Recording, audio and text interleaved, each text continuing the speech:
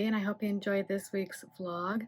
So last weekend I went to Maine for the weekend for Mother's Day, which was really nice. My mom was staying over there, so we got to spend the weekend together, which was really fun. We got to do all our favorite things over there. Got a lot of writing done this week as well, so hoping to be finished with my own book, which is a Gothic Regency called The Promised Kind, which should be out this summer. It's my third book online, so I'm very excited about that. I'm trying to get it done before the local author fest, so that's my deadline, and I'm very close to finishing.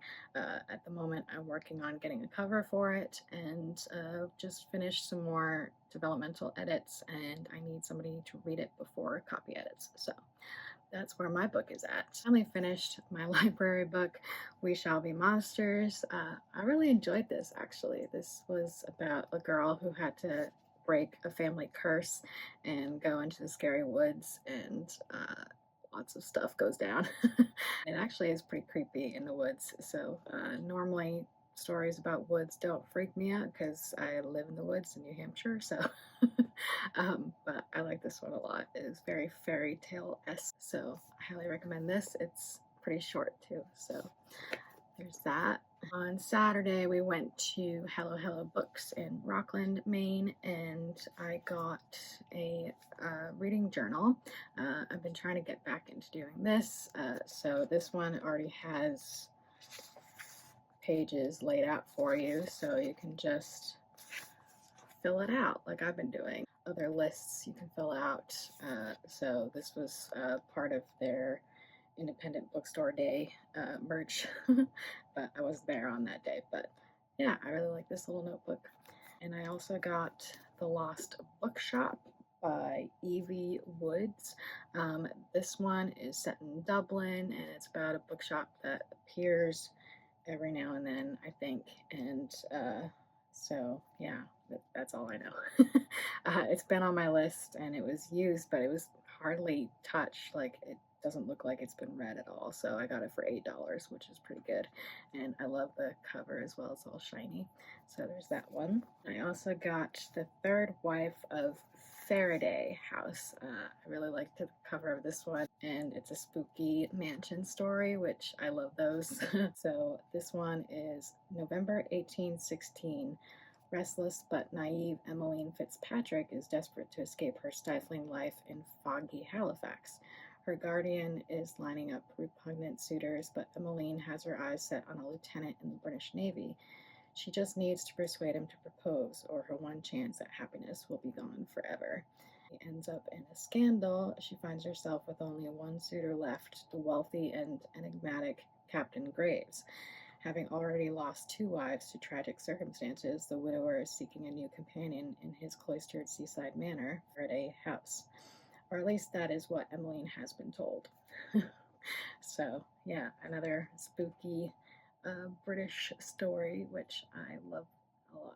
And on Tuesday, I had to go to Dover for an appointment. And when I go to Dover, I get to go to Barnes & Noble because it's only 14 minutes away from there. It's usually an hour and a half away from us. So I don't go that much, which is probably a good thing. But I went in thinking I would get some other books, and then these 3 just popped on my radar unexpectedly. So I got The Crimson Road. I saw this the last time I was in there, and I didn't get it, and I kind of regretted it. I love this cover, for one thing. Yeah, this one sounds really cool, like fairy tale-esque type story. Violet Zenner has had a peculiar upbringing, training as a fighter in underground arenas, honing her skills against the worst scum her father could pit her against. She has learned to be ruthless, to kill. Until the day Hedrick Zenner dies, Violet thinks she's free. Then she learns that her father planned to send her into the Darklands, where the Leech Lords reign, where Violet's stillborn brother was taken years ago. Violet steadfastly refuses, until one night 2 assassins attempt to slaughter her, and it becomes clear she's going to have to clean up the mess her father made. So, yeah, this just sounded really fun. I also saw this special edition of Remarkably Bright Creatures by Shelby Van Pelt. I saw an edition of this at another bookstore, but it was all torn up and I didn't want to get that one. But this one has really cool edges, stenciled edges like that. So I really like that a lot. Yeah, this one is about after Tova Sullivan's husband died, she began working the night shift at the Solwell Bay Aquarium, but mopping floors and tidying up. Keeping busy has always helped her cope, which she's been doing since her 18-year-old son mysteriously vanished on a boat on the Sound over 30 years ago. Tova becomes acquainted with curmudgeonly Marcellus, a brilliant giant Pacific octopus living at the aquarium. Marcellus wouldn't dream of lifting one of his 8 arms for his human captors until he forms a friendship with Tova. Ever the detective, Marcellus deduces what happened the night Tova's son disappeared. I thought that would be fun for a summer read by the beach, and this edition is just really nice. It's a Barnes & Noble exclusive, it says. One of my favorite writers, Susanna Kersley, has a new book called The King's Messenger.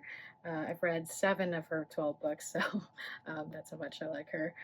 And this also has cool edges on the sides. I like this edition a lot. She does historical fiction with a bit of supernatural thrown in, which I really enjoy. So this one, 1613, and King James is sending his messenger, Andrew Logan, into Scotland with secret orders to arrest Sir David Moray, close friend and advisor of the late Prince Henry. Secrets are second nature to Andrew, who must hide his second sight to stay alive. So that's all you need to know about that one. I'm very excited about this book. And this week I've been reading The Unmaking of June Farrow, and I started Songbringer, which is the second book to Godkiller, which I really enjoyed last year. And so, yeah, I'm really loving The Unmaking of June Farrow. It's a time travel story, which normally I don't like, but I like this one for some reason. The writing style is really good and poetic and just very interesting with mysteries and stuff. And this is just an easy fantasy to read at night. I don't know if anybody else does that, where I have like a daytime book and a nighttime book. Sometimes you just need an easier thing to read at nighttime. I don't know. But yeah, those are the books, and hope you all enjoyed this video, and I will see you all in the next one. Bye for now.